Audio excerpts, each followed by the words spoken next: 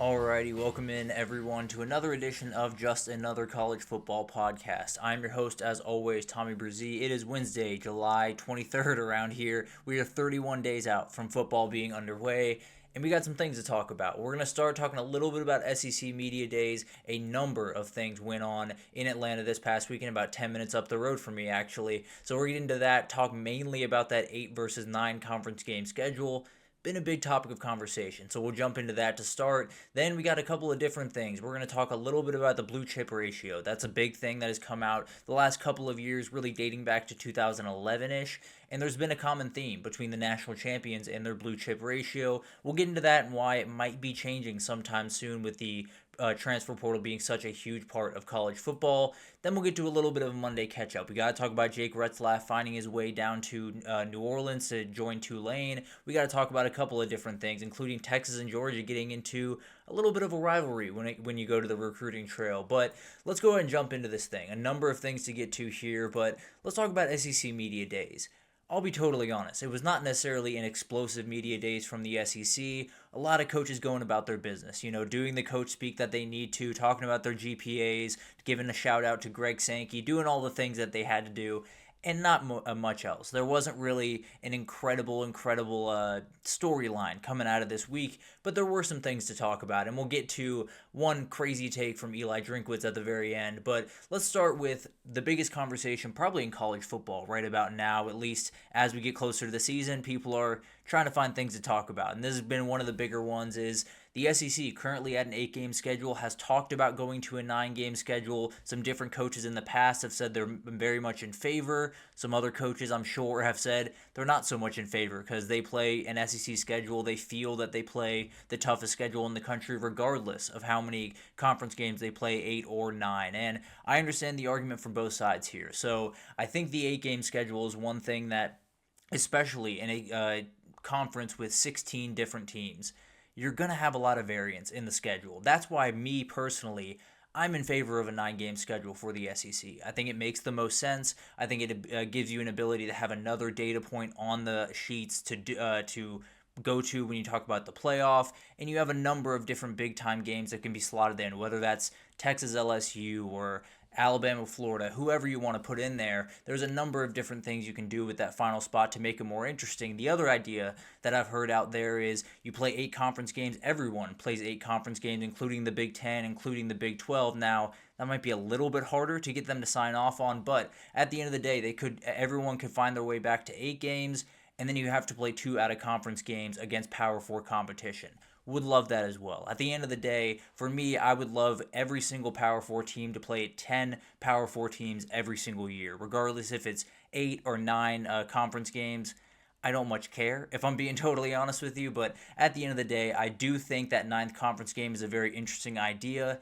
There is one thing that I do want to say here is I understand the conversation around strength of schedule has gotten a little bit toxic at times. It's gotten a little bit confusing of what makes a team strong going into a season comparative to the last season.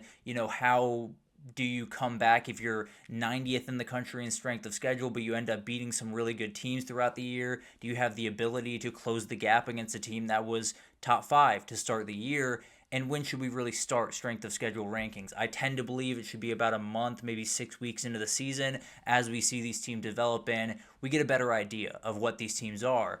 One thing I will say, if the SEC does add a 9th game to their conference schedule, if they add a game like Alabama against Texas or Alabama against Florida or something like that, you better be ready for an SEC team to lose 4 games and find their way into the playoff, because that is the reality that you're opening yourself up to.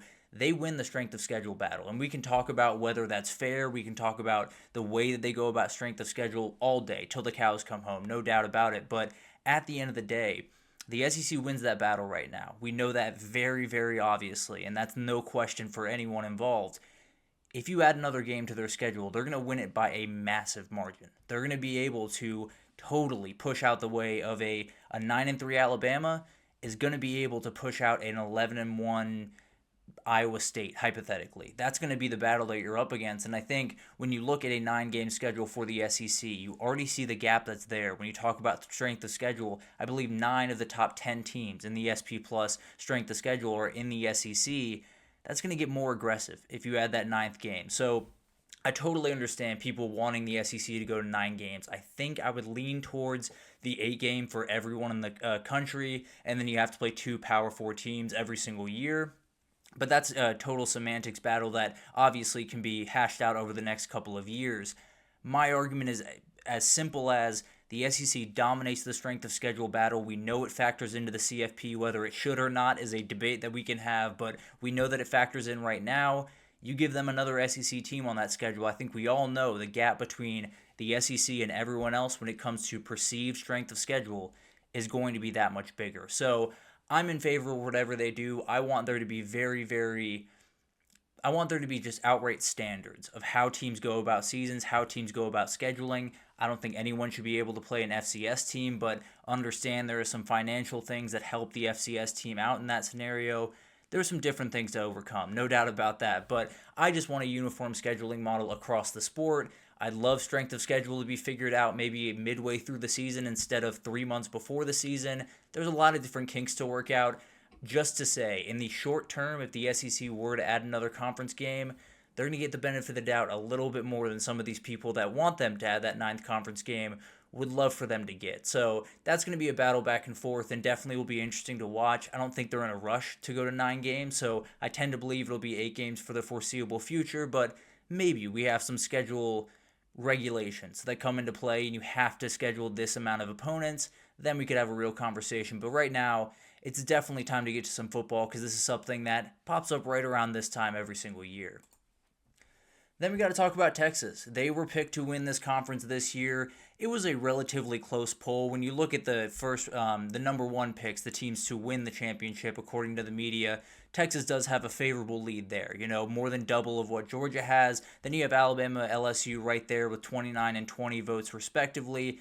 Then you got a little bit of a hodgepodge. You got South Carolina at 5. They got 5 first-place votes. Oklahoma got 3, but they're all the way down at 10 overall in the rankings. But they were one of the top teams when it comes to possibly winning the SEC. And then Vandy got 2 votes to win the SEC, not necessarily backing that too much. Florida got a couple, then Tennessee, Ole Miss, and Auburn all got 1 pick to win the SEC. But the way it shook out was relatively the way that I saw it. There's some teams on here that I'm a little bit more bullish on, some teams I'm a little bit more nervous about, but this kind of shook out the way that I expected it. I think a lot of people took exception with Texas being up there, but let's be totally honest, it's a very, very talented team with a quarterback that is going to get love. Whether or not he's going to fulfill that, we'll find out. But at the end of the day, it was definitely the team that I expected to be picked, and that's exactly how it went down. And we'll get into kind of details. I'll do a kind of fun segment on next show where I do buy and sell the teams that I'm buying this year, the teams that I'm selling for this year, and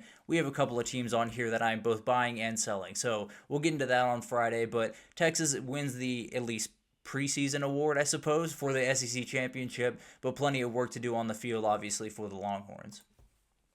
This was a little bit of news that Greg McElroy just had to sneak in before SEC Media Days got underway. This was something that really kind of fizzled out in a hurry. Let's just be totally honest. It was a great about 12 hours to really kind of enjoy that. Think about, him finding his way back to Alabama. Maybe Kalen DeBoer goes to the NFL and Nick Saban finds his way back. Maybe Brian Kelly gets fired over there in Baton Rouge and Nick Saban finds his way back there.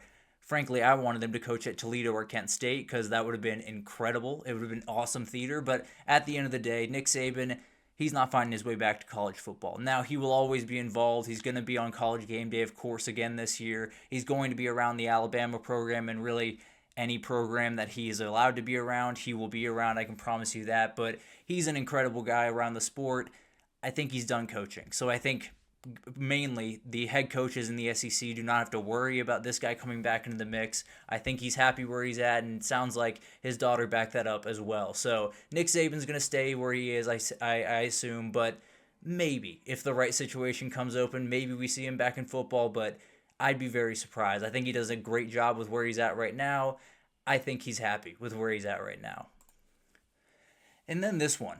This was one that was one of the more confusing and one of the more debated topics coming out of SEC Media Days, although it was relatively silent. There wasn't this massive upswell of noise, but in terms of the SEC people talking about it, there was a lot of conversation about that. And essentially the SEC is introducing a new rule. They're deciding to introduce a delay of game on the defense, and this is something that has already been in place. The defense can get a delay of game for clapping during a snap count because a lot of teams do a clap for a snap count. Not that John Gruden loves that very much, but at the end of the day, a lot of teams love to do the clap for the snap count.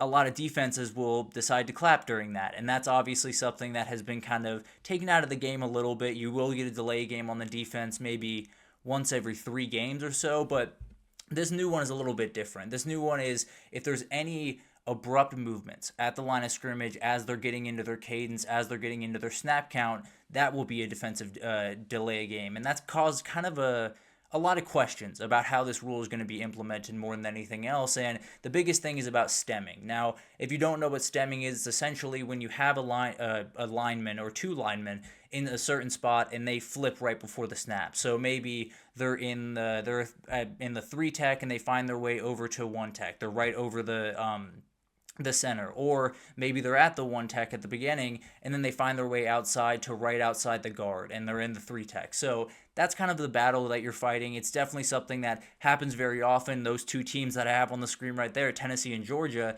might do it more than anyone else in the entire country.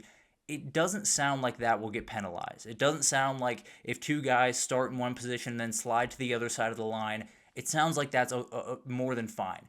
The problem will come in if those 2 guys move, and then maybe there's a 3rd guy on the line of scrimmage that fakes to move and then doesn't. That will be called. That will be kind of the gray area of this. You know, how intense is this going to be in terms of how it's rolled out? How many guys are going to get penalized for just barely moving? How many guys are going to get penalized for not moving at all, but it looked like they were moving as all the craziness was happening at the line of scrimmage? It is going to be really crazy, and I can almost promise you at some point this season, you're going to see Kirby Smart lose his mind over this call, whether it's his 2 guys moved and they saw another guy flinch, or his 2 guys moved and they didn't do it the right way. There's a lot of different things that possibly could go wrong here. What I can promise you is defensive coaches are not going to enjoy this one. It's going to be very confusing. It's going to be relatively hard, and I think there's going to be some calls that make Kirby Smart, make Glenn Schumann, make Pete Kwiatkowski and all the guys around the SEC just a little bit upset. I don't think it should be a huge deal. I like to think that they'll be implemented the correct way and it won't be aggressive. I think there's a world where it gets a little bit out of the lines and definitely gets a little bit sketchy for these defenses, but obviously something that we'll be able to judge a little bit better down the road. But overall, definitely an interesting thing to watch and could change the course of some games depending on how aggressive this call is. But some other things to talk about, just some other news. Eli Drinkwitz had maybe the worst CFP idea I've ever heard in my life. He said we wanted to move to 30 teams with different play-ins, 8 teams from the SEC, 8 teams from the Big 12, or Big 10, 8 teams from the Big 12 would be awesome. But at the end of the day, that's ridiculous. I'm not going to, mince words here. At the end of the day, that is a very fun idea and something that I'm sure some people wrote very interesting articles about. I have no desire to go to that level. So we'll find a way to get around to that. There's a lot of expansion talk going on right now, and we'll talk about that a little bit on Friday. And then Hugh Freeze, his golf game got brought up just a little bit. A lot of people were talking about how Hugh Freeze hasn't done enough recruiting, how he played 11 rounds of golf in the month of May, which is a lot of rounds of golf in the month of May for a football coach. But at the end of the day, I don't think it's a huge story. I think it's going to be funny to talk about. I'll tell you that. I definitely think a lot of these meme accounts around college football are going to get some good mileage out of that this upcoming season if it does not go Auburn's way. And then Kalen DeBoer just seems more confident. That was my biggest takeaway from his time. It just felt like he has a better hold on this program, has a better understanding of what it means to be the Alabama head coach, because was a little bit touch and go there for a little bit. I don't think he was able to be the coach that he's capable of being. I don't think he was able to be tough on those guys the way that he wanted to. I think now he can. And I think those guys really emulated that, and it'll be awesome to watch. Cannot wait to talk about this Alabama team in more depth because they have some freaks all over the place. And we'll talk about it actually in this next segment. We got to talk about blue chip ratio. It's a huge thing the last couple of years and something that really does guide us when we talk about the national champion, who can actually win the national championship in 2025. But we'll talk about it right after this, so stick with us.